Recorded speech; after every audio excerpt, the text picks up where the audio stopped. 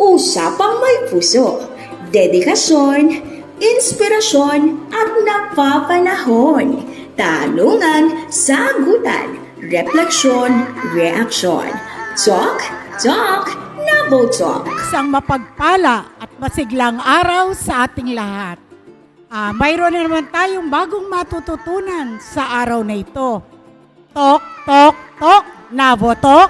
Pag-uusapan natin sa araw na ito ang mga issue na bibigyan diin natin o linaw. Lalo na sa ating mga tagapakinig, mga kaguro at kasama sa sangay ng Navotas, mga magulang at higit sa lahat sa ating mag-aaral. Ang programang ito ay naging posible sa tulong at suporta ng ating lokal na pamahalaan ng Navotas at sangay ng Navotas sa pangunguna ng ating tagapamanihalang pansangay, Ginoong Meliton Zurbano, at ikalawang tagapamanihalang pansangay, Ginang Isabel Sibayan, gayon din ng ating tagapag-ugnay sa programa ng edukasyon sa pagpapakatao, Ginang Preciosa N. Kabinbin. Sa aming minamahal, kagalang-galang at matikas na punong guro sa Danghari Elementary School, Ginoong Ludi L. Vega. At syempre, sa likod ng ating episode na ito, ang ating napakasipag na gurong tagapag-ugnay sa ESP, Ginang Nanita P. Agustin. At ng kanyang TWG na talagang laging nakasuporta sa programa ng ESP na si Ginang Susana B. Caballegan at si Ginoong John Arnie S. Juanillo na nakasuporta din sa programa sa teknikal na aspeto. Tama ka dyan, partner. Naku, mukhang magiging masaya ang ating talakayan sa araw na ito. Halika na, umpisahan na natin dahil mukhang mahaba-habang usapan to. O sige maumpisa na ako. Ayos ka na ba dyan, partner? Tama-tama, partner. Ayos na ayos po ako. Ang karunungan at kaalaman ay ilan sa mga values in action o character strength sa unang markahan. Mga makabuluhang paksa na kapupulutan ng aral na nararapat sa buhay hindi lamang ng mga kabataang Navoteño, kundi ng lahat ng mga mamayang Pilipino. Sa araw na ito, kami ang inyong tagapagdaloy. Ako po si Ginang Benilda C. Lupisan. At ako naman po ang inyong likod, si Rogelio Daniel A. De Leon, Pangulo ng SELG mula sa Danghari Elementary School. Sa araw na ito, ang ating paksa ay pagtuklas at pagpapalaganap ng kaalaman. Ang ating mga panauhin ay isa sa mga pinagmamalaki ng Danghari Elementary School dahil sa kanilang angking galing at dedikasyon sa pagtuturo sa ating mga kabataan. Sila ay sina Ginang Mylene Joy V. Marzon at Ginang Elizabeth P. Reyes. Handa sila na magbahagi sa atin ng kanilang pagtuklas at pagpapalaganap ng kaalaman mula sa pag-aaral at pamilya. Napakaswerte natin talaga, partner, dahil parehong magagaling ang ating panauhin sa araw na ito. Kaya naman, hindi na natin patatagalin pa. Halina't makinig, isabuhay ang ating matututunan upang maging matatag sa pag-abot ng ating mga pangarap. Tok, tok, tok, Navotalk. Magandang araw sa inyo, Ginang Mylene Joy V. Marzon at Ginang Elizabeth P. Reyes. Bago po tayo magpatuloy sa ating talakayan, pwede po bang batiin po muna natin ang ating mga tagapakinig? Magandang araw sa lahat ng ating mga tagapakinig, sa lahat ng ating mga kaguro, mga kasama sa sangay ng Navotas, mga magulang na nasa ating palatuntunan. So ako nga po pala si Ginang Mylene Joy V. Marzon, guro ng Danghari Elementary School. Magandang buhay sa ating tagapakinig. Ang inyong lingkod ay si Ginang Elizabeth Reyes, dalubguro ng Mababang Paaralan ng Danghari. Isang karangalan po na maging bahagi ng programang ito. Salamat din po sa inyo mga ma'am sa pagtanggap ng aming imbitasyon. Kami po ay labis na natutuwa at nalulugod sa pagiging bahagi ninyo ng aming programa ngayon. Para sa makabuluhang usapan na ito, hayaan ninyo po kaming simulan sa pamamagitan ng pagtanong. Opo. Upang simulan ang ating talakayan, narito ang unang katanungan, mga ma'am. Paano mo ba unang naranasan ang halaga ng karunungan at kaalaman sa iyong buhay? Ginang Marson? Bago ko po simula ng pagsagot sa katanungan, mabuti pong ibahagi ko muna sa inyo kung ano po ang aking kaalaman tungkol sa salitang kaalaman. Ang kaalaman ay ang pagkilala, kamalayan, at pag-unawa sa isang bagay, tulad ng katotohanan, kaalamang paglalarawan, kasanayan sa mga bagay tulad ng katotohanan at ang kaalamang prosedural o bagay na kaalamang pagkilala. Madalas, nakukuha ang kaalaman sa iba't ibang paraan at pinanggagalingan. Sa tanong na paano ako ba unang naranasan ng halaga at ng karunungan at kaalaman sa aking buhay, masasabi ko na sa aking palagay, unang naranasan ko ang halaga ng kaalaman sa aking pamilya. Sa pamilya, sa loob ng tahanan, nagsisimula ang kaalaman. Tama ka doon, Ginang Marson. Ang karunungan at kaalaman ay isa sa pinakamahalagang katangian ng isang tao. Ito ay nagsisimula sa pamilya. Ika nga, ang ating mga magulang ang ating unang guro. Kung kaya't mga ginigili kong tagapakinig, magulang man o magiging magulang din tayo bilang araw. Lagi nating isaisip na sa tahanan o pamilya nagsisimula ang karunungan at kaalaman. At paano nyo naman po mga ma'am nasasabi na ito ay inyong nararanasan mula sa mga inyong pamilya? Ang karanasan ko bilang miyembro ng pamilya sa aking kabataan, laging ipinapangaral ng aking mga magulang na mahalaga ang edukasyon. Kahit anong mangyari daw ay tapusin namin ang aming pag-aaral. Dahil sabi nila, yan lang daw ang tanging yaman na maipamamana sa amin na hindi pwedeng masunog o manakaw. Kung kaya't, ako ay nagsumikap nung aking kabataan para matapos ko ang aking pag-aaral. Para siya ko ring ipapaalala sa aking mga anak na tapusin din nila ang kanilang edukasyon dahil alam kong iyon ang pinakamahalagang kaalaman na dapat nilang makamtan. Opo, tama nga, ma'am. Ngayon po, tama nga naman po na sa pamilya nga nag-uumpisa ang lahat. Ngayon naman po, napakahusay ng inyong tinuran, Ma'am Reyes. Ito ngayon nagpapakita kung paano ang pamilya ay isang mahalagang pinagmumulan ng kaalaman. Batay nga sa inyong sinabi. Ngunit, ito naman ang tanong ko po sa inyo. Paano naman natin ito maipapamahagi sa iba? Ako na po ang sasagot sa tanong na iyan. Maaari siguro dugtungan na lang ni Ma'am Reyes o ni Ginang Reyes. So para po sa akin, ang mga magulang nga po ang unang tagapagturo ng ating kaalaman. Sapagkat sa pamilya po nagsisimula ang lahat. O gaya po ng karanasan ng ating bayaning si Gato si Rizal, ang kanyang naging unang magulang o ang kanyang unang naging guro para sa kanyang kaalaman ay ang kanyang ina. Okay, so tinuturo din po ng kanyang ina ang pagbabasa. Hindi lang po yun. At ang aral na makukuha mula doon sa insektong gamo-gamo na lumalapit sa apoy, na kapag daw lumapit sa apoy, mangyayari ay matutupok ang gamo-gamo. Na pwedeng iisipin ni Jose Rizal na kapag nangyari sa kanyang gano'n, mapapaso din siya. So yun po ang tungkol sa kaalaman na manggagaling sa pamilya. Pero sa aking sariling buhay, mula po sa aking mga magulang, natutunan ko po ang kahalagahan ng pag-aaral at pag-unlad sa pamamagitan po ng edukasyon. Sapagkat ang kanilang halimbawa ang nagtuturo sa akin na ang kaalaman ay ang susi sa pag-angat ng buhay ng isang tao. Ako naman ang aking maibabahaging karanasan bilang guro sa unang baitang, alam ko na napakalaking bahagi ng aking papel sa aking mga mag-aaral. Bakit?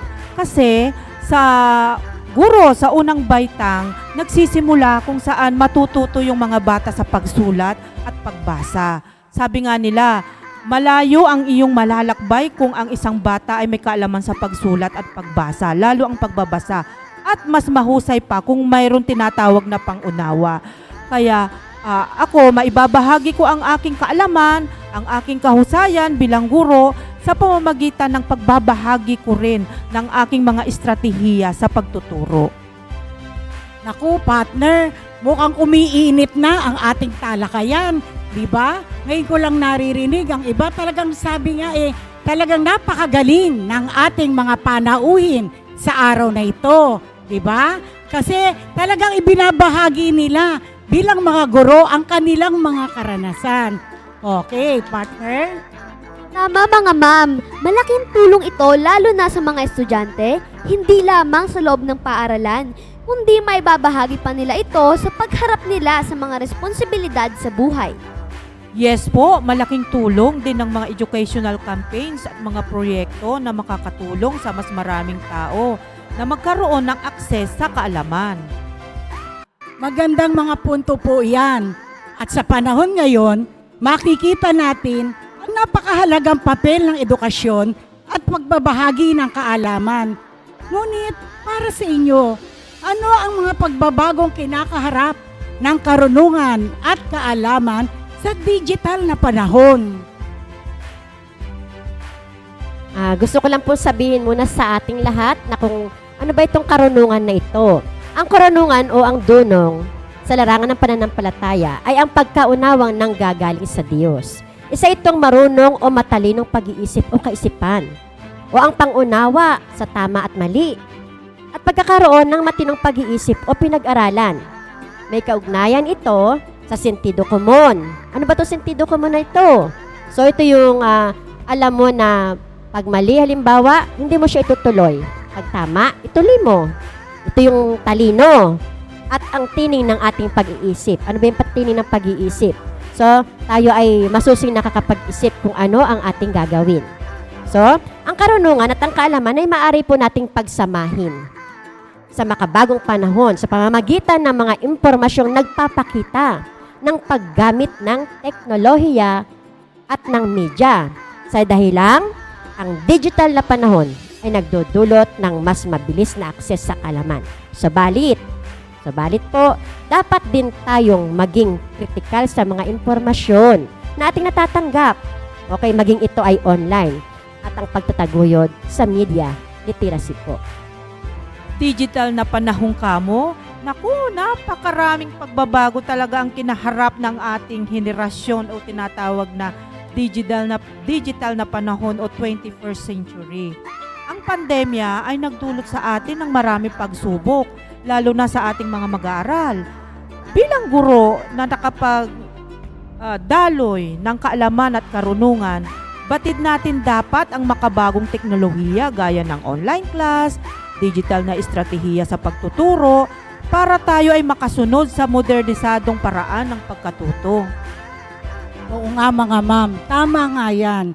Dahil nga po ngayon masasabi nating digital na panahon. Kaya makikita rin natin ang mga kabataan na talagang sanay na lalo na sa mga ganyang paraan ng pagkatuto. Napakalinaw po ng inyong mga paliwanag. Ito ay mahalagang maunawaan para sa ating lahat. Ano po? Paano naman natin mapapaabot ang halaga ng paghahanap ng kaalaman sa ating mga kababayan? Pabayaan niyo po ako po man ang muling sumagot sa katanungan na yan.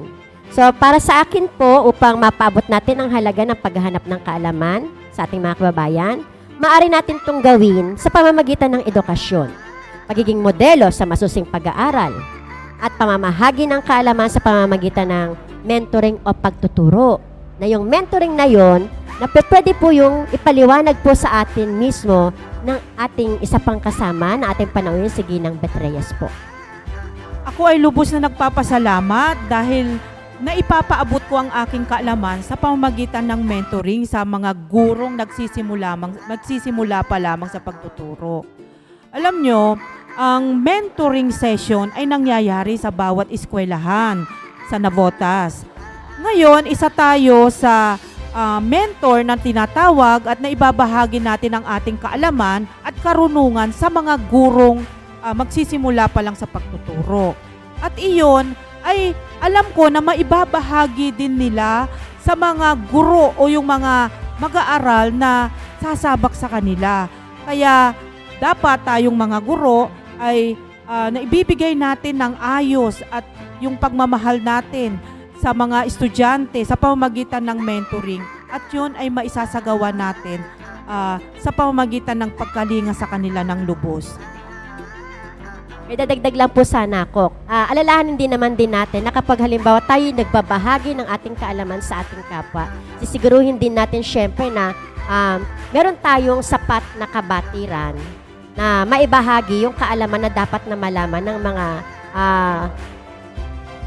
mga taong nangangailangan na matuto. So, hindi po tayo makakapagbahagi ng kaalaman kung wala po tayo ding alam. So, basic po na dapat maalam po ang tagapagdaloy ng kaalaman dun sa mga tao. Tama yun, Ginang Marson. Sabi na nila, ang mentoring is a journey. Hindi ibig sabihin na tayo lang ang matututo.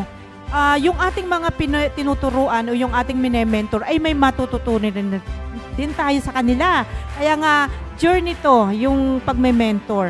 At tayo nga ay napakapalad dahil tayo ay nakakapagbahagi ng kaalaman bilang guro. Isa pa pong karagdagan. So, di po ba kung ang guro po ay nagbabahagi, syempre, ang mga binabahaginan din po natin ng mga kabataan. Hindi lang din po sila ang nai-stack sa kanila ang karunungan na yun. Ibinabahagi rin nila yan sa kanilang kapwa.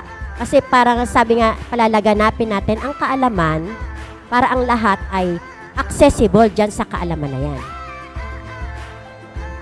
At dahil po dyan, salamat po sa pagbabahagi po ng inyong mga kaalaman. Oo, tama, di ba? Sabi nga, napakahalaga talaga niya na nasasabi o na-mentor yung mga kabataan. Siguro, pag yan ay lumaganap na lumaganap, baka mamaya, lalo na yung sa mga grade 1, di wala na tayong non-reader, di ba? Kaya masaya na ang mga guro dahil fast learner na ang kanilang mga estudyante. Kaya, okay ako dyan, thumbs up ako dyan, partner, di ba? O, ngayon naman po, mayroon pa po akong katanungan sa inyo. Ano naman po ang mga hakbang na maaari po natin gawin upang higit pang mapalaganap ang karunungan sa ating komunidad? Ano po ang masasabi nyo tungkol dito, mga ma'am? Upang mapalaganap natin ng gusto ang karunungan at kaalaman sa ating komunidad, mahalaga ang pagtuturo ng tamang paggamit ng kaalaman. Mag-encourage po tayo sa iba na mag-aral. At ang pagbuo ng educational campaign ukol sa mga mahalagang issue na nagaganap sa ating kapaligiran.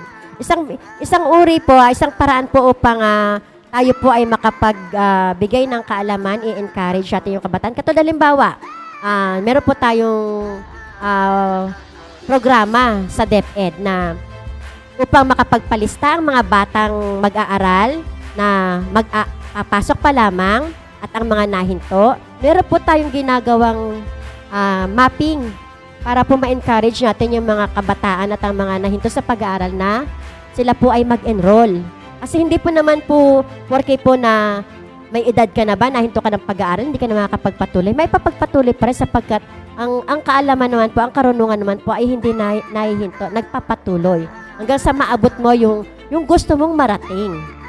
Na magpapabago sa iyong buhay. Kasi sabi nga ni Vice President Duterte, ni Sara Duterte na ang edukasyon ang susi para sa magandang kinabukasan upang mabago ang buhay ng isang taong gusto ng pagbabago sa kanyang buhay.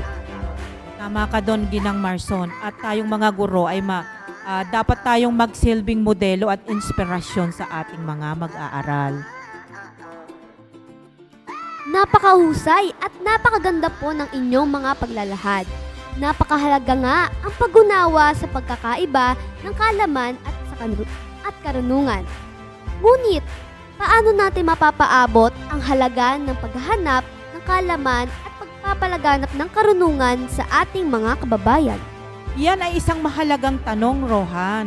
Ang pagpapaabot ng halaga ng kaalaman ay maaaring gawin sa pamamagitan ng edukasyon at pagsusuri ng mga isyu sa ating lipunan. Ang pagiging modelo ng masusing pag-aaral at pag-aaral ay maaaring magtulak sa iba na gawin rin ito. Bukod dito, ang Ang pagbabahagi ng ating kaalaman sa pamamagitan ng mentoring o pagtuturo ay isang paraan upang mapalaganap ang karunungan.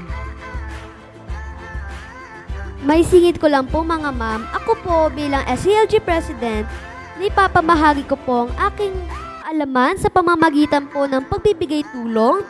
Kasama po ang mga ka-officers, nagpaabot po kami ng mga kagamitan sa pag-aaral sa mga batang kapuspalad.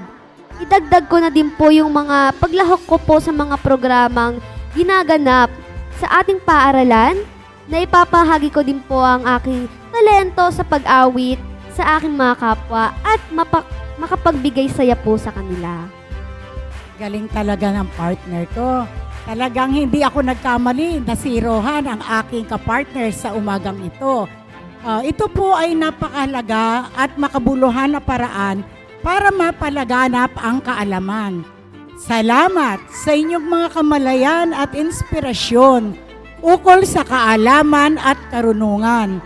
Ito ay isang makabuluhang usapan na hindi lamang nagpapahayag ng kabatiran kundi pagbibigay ng inspirasyon din sa ating lahat. Ma'am Marson? Ako po lubos na nagpapasalamat sa ating tagapagdaloy, Ma'am Lupisan, at kay Rojan Lily De Leon po sa inyong pagtitiwala na ibinigay sa amin upang kami po ay makasama sa Nabotalk Talk Talk. Thank you po. Isang karangalan din, Ginang Lupisan at Rohan, na kami ay naimbita sa programang ito at na ibahagi namin ang aming kaalaman na sana ay nakapulutan ng magagandang pananaw sa buhay na ang edukasyon ay mahalaga talaga. Isa na namang makabuluhan, may katuturan at puno ng aral na kwentuhan ang ating natunghayan sa araw na ito. Oo nga partner, napakaganda ng ating diskusyon sa araw na ito. Sabi nga sa Kawikaan 4 verses 7, unahin mo sa lahat pagtuklas ng karunungan. Ito'y pilitin mong matamo kahit gaano kamahal. Para sa akin, alam mo Rohan, ang kawikaang ito ay nagpapahiwatig na dapat nating pahalagahan ang edukasyon. At yun ay nakikita ko sa iyo, Rohan, ha? Ang pagkakaroon ng karunungan o edukasyon ay isang yaman ng ating maipagmamalaki at hindi makukuha ni numan. Gaano man kahirap, dapat nating kayanin upang tayo ay umunlad at para na rin sa magandang kinabukasan nating lahat at lalo na ng mga batang ating nasasakupan. Maraming salamat po, partner. Sabi din ng ating salawikain, sa dulo ng pag-aaral na walang humpay, buhay na matiwasay ang siyang alay. Ang edukasyon ay tungo sa magandang kinabukasan, kaya't mainam na pagbutihan at pagsikapan kung kinabukasan ay nais na kaginhawaan. Tunay nga pong nakakabilib ang mga naging karanasan ng ating mga panauhin. Ngayon po, mas lubos ko pong naiintindihan ang kaibahan ng katarungan sa kalaman. Kaya naman po, ang awitin pong ito ay hinahandog ko bilang refleksyon sa talakayang ito at maagang pagbati na rin sa lahat ng mga kaguruan sa Navotas sa pagdiriwang ng buwan ng mga guro.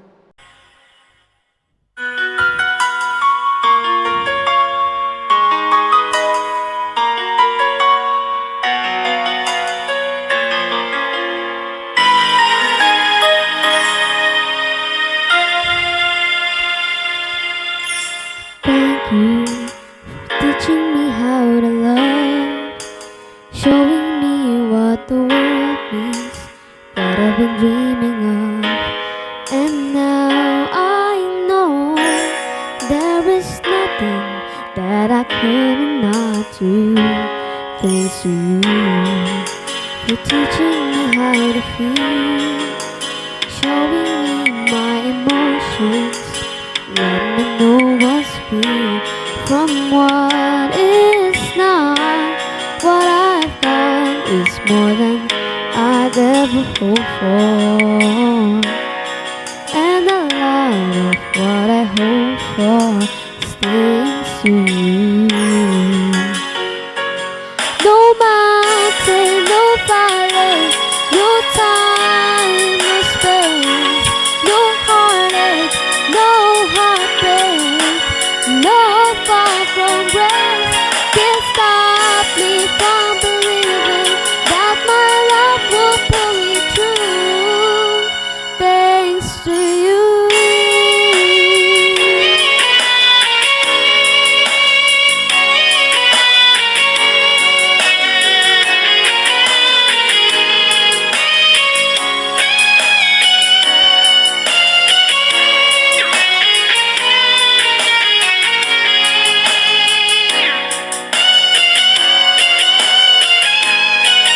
Oh, there's no mountain, no valley, no time, no space, no heartache, no heartbreak, no far from grace can stop me from believing that my love will pull me through.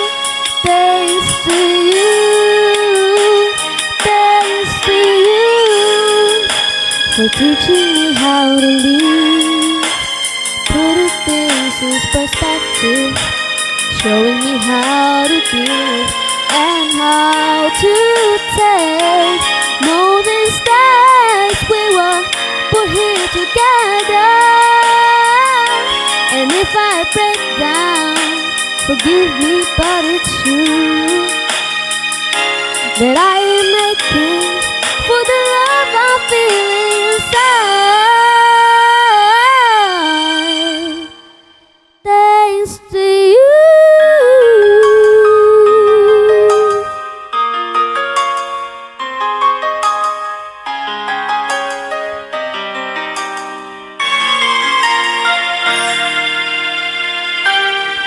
Ayan, maraming salamat po sa pakikinig.